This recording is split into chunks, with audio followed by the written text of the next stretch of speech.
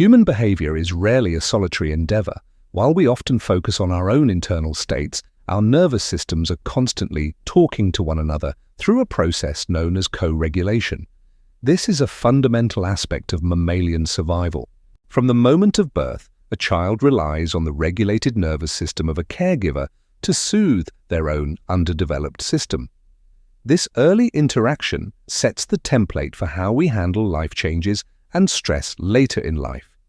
If we were met with empathy and consistency, our patterns tend toward resiliency.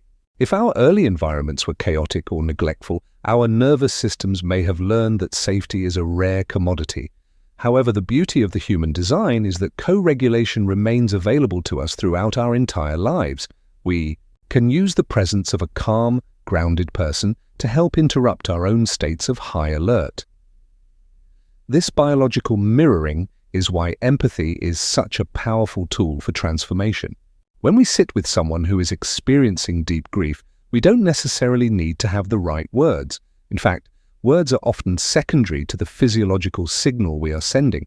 By maintaining a regulated state ourselves, keeping our breath steady and our presence soft, we offer the other person's nervous system a biological anchor. We are essentially saying to their survival brain, "I am safe, and because I am with you, you are safe too." This is the essence of resilience in community. We don't have to carry the weight of life changes alone. We are designed to lean on one another, to share the load of emotional processing, and to help each other climb back up the ladder of social engagement. Patterns of isolation are often a defense mechanism born out of past hurt. When the nervous system has been wounded by others, it may decide that going it alone is the only way to ensure survival. While this might prevent further pain in the short term, it ultimately limits our capacity for growth. Interrupting the pattern of isolation requires an immense amount of courage. It involves testing the waters of connection again, starting with small, low-stakes interactions. As we experience moments of successful co-regulation, our nervous system begins to update its data. It learns that not all people are threats, and that connection can actually be a source of strength rather than a liability. This shift is a cornerstone of human behavior change, moving from defensive independence to healthy interdependence. Life changes, especially those involving loss, can make us feel as though we are drifting at sea. In these moments, the patterns of our relationships become our lifelines. Grief can be an incredibly isolating experience, but it is also an invitation to deepen our empathy for ourselves and others. When we allow ourselves to be seen in our brokenness, we give others permission to do the same. This creates a culture of resilience where vulnerability is not seen as a weakness, but as a biological necessity for healing. The more we understand that our nervous systems are interconnected, the more we realize that our individual well-being is tied to the well-being of the collective. We are not just individual units trying to survive. We are a web of living systems designed to flourish together. The act of interrupting a negative social pattern, such as a cycle of conflict in a marriage or a toxic dynamic at work, starts with one person's nervous system. If one individual can remain regulated in the face of another's dysregulation, the entire dynamic begins to shift. This is the quiet power of a resilient system. It doesn't require force or control. It requires a commitment to one's own internal peace. When we refuse to be pulled down the ladder into someone else's fight or flight response, we create a space for them to eventually join us in a state of safety.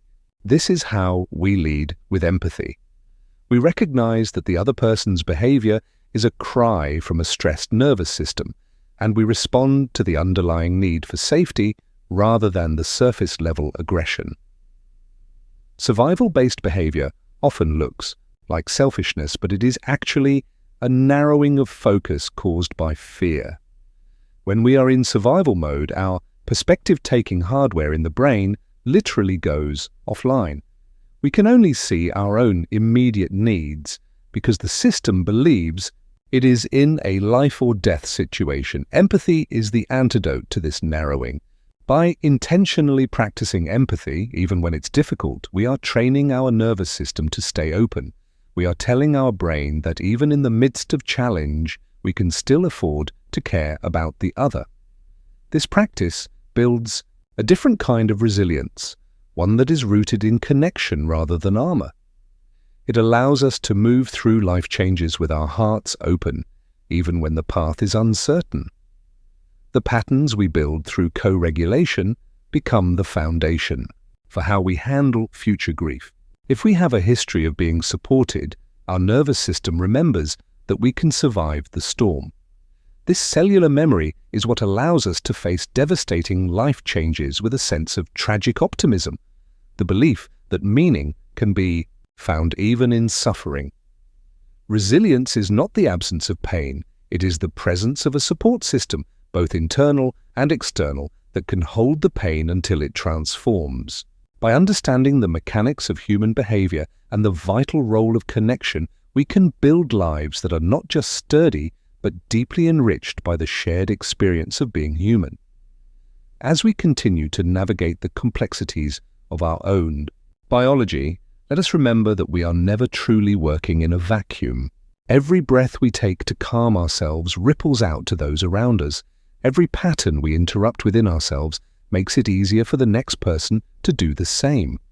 We are all participants in a grand biological dance of survival, empathy, and resilience. By honoring the needs of our nervous system and the systems of those we love, we create a world that is not just safer, but more vibrant and connected. We move away from the frantic energy of survival and into the steady, grounded rhythm of a life well lived, supported by the patterns of love and understanding we have worked so hard to build.